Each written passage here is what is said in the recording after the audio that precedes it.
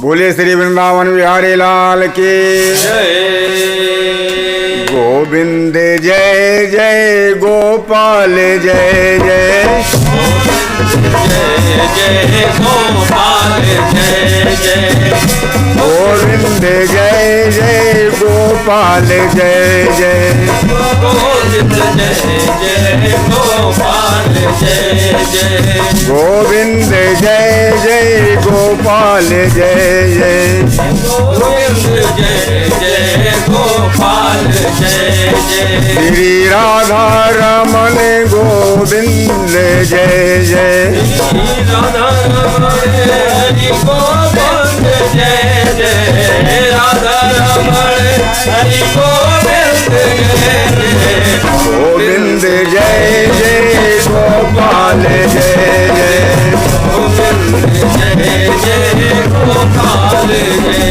बोले श्री वृंदावन बिहारी लाल की जय। पिछली कथा में आप लोगों ने सुना कि अर्जुन ने युधिष्ठिर महाराज से कहा, महाराज अब हमारे ऊपर से प्रभु श्री कृष्ण की नजर उठ गई है। अब मैं श्री कृष्ण से हीन हो गया हूं। हमारे ऊपर देवताओं को भी विस्मय में डाल देने वाला जो तेज था उसको उन्होंने हमसे हर लिया है। नजर उठ गई तो कजा बन गई, नजर झुक गई तो हया बन गई, नजर झुक गई तो अदा बन गई, नजर फिर गई तो दया बन गई।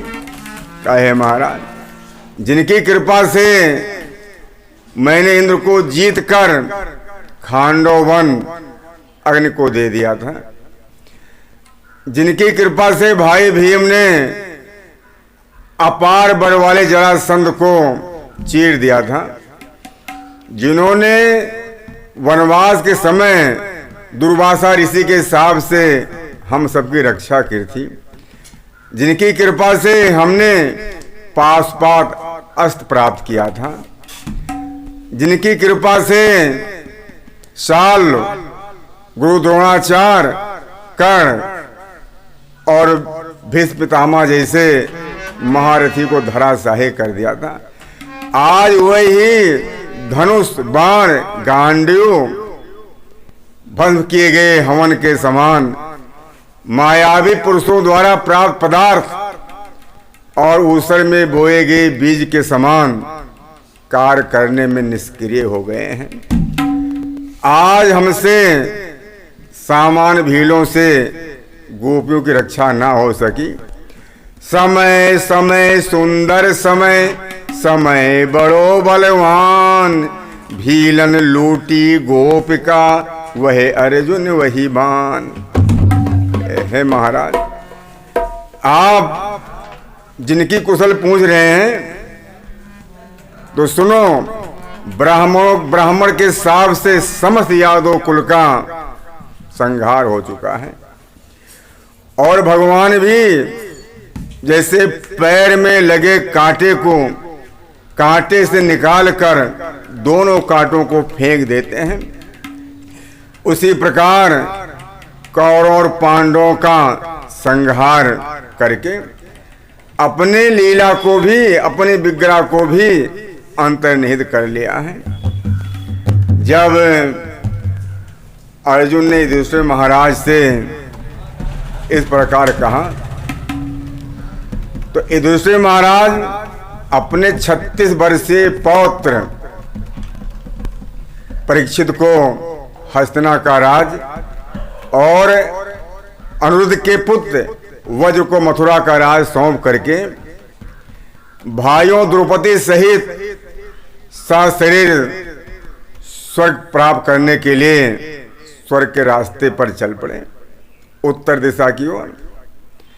जब हिमालय पर आगे गए तो अचानक द्रौपदी गिर पड़ी और उसकी मृत्यु हो गई। भीम ने दूसरे महाराज से पूछा, प्रभु ऐसा क्यों हो गया? तो दूसरे महाराज ने कहा कि द्रौपदी अपने पतियों में सबसे ज्यादा अर्जुन से प्रेम करती थी, इस विकार के कारण उसकी इस प्रकार मृत्यु हो गई। थोड़ा आगे बढ़े तो सहदेव गिरे, उनकी मृत्यु हो गई। फिर भीम ने पूछा, आखिर इनकी मृत्यु क्यों हुई इस प्रकार से? तो दूसरे महाराज ने कहा कि इस सहदेव को अपने बुद्धि पर बहुत बड़ा घमंड था, इसलिए इसकी मृत्यु हो गई इस प्रकार से। दरअसल पांडव मरने से पहले अपने इन पुत्रों से कहा था कि आप लोग मेरा दाह संस्कार मत करना, हमारे मांस को खा लेना। तो इस कारण जो है सहदेव ने पांडव की खोपड़ी खाई थी, इसलिए बहुत बड़े बुद्धिमान थे। इनको पता था कि महाभारत के युद्ध में किसकी जीत होगी, किसकी हार होगी। फिर थोड़ा आगे बढ़े तो नकुल गिरे, उनकी मृत्यु हो गई। भीम ने पूछा, ऐसा क्यों हुआ, इनकी मृत्यु क्यों इस प्रकार से हुई? तो दूसरे महाराज ने कहा कि नकुल को अपने सुंदरता पर बहुत बड़ा अभिमान था, इस विकार के कारण इनकी इस प्रकार मृत्यु हो गई। थोड़ा आगे बढ़े तो अर्जुन की मृत्यु हो गई। फिर भीम ने पूछा कि आखिर इनकी इस प्रकार मृत्यु क्यों हुई? तो दूसरे महाराज ने कहा, इनको अपने पराक्रम पर बहुत ज्यादा अभिमान था, इस विकार के कारण इनकी मृत्यु इस प्रकार से हुई।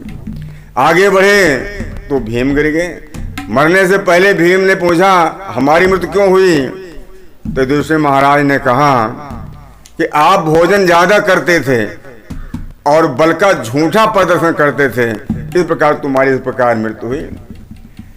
अब थोड़ा आगे बढ़े तब तक इंद्र विमान लेकर आ गए सशरीर स्वर्ग ले जाने के लिए। एक दूसरे महाराज ने कहा, जो कि जब चले थे तो उनके साथ एक कुत्ता भी चल रहा था। कहा, भाई ये कुत्ता हमारे साथ चल रहा है, इसको भी हमारे साथ ले चलना पड़ेगा। इंद्र ने ले जाने के लिए मनाही की, कहा भाई हम भी नहीं जाएंगे। जब चूंकि वो कुत्ता और कोई नहीं था, साक्षात धर्मराज थे। दूसरे महाराज की बात सुनकर धर्मराज अपने असली रूप में आ गए। फिर सशरीर दूसरे महाराज स्वर्ग की तरफ चले गए, क्योंकि विमान पर बैठकर बोले श्री वृंदावन बिहारी लाल की।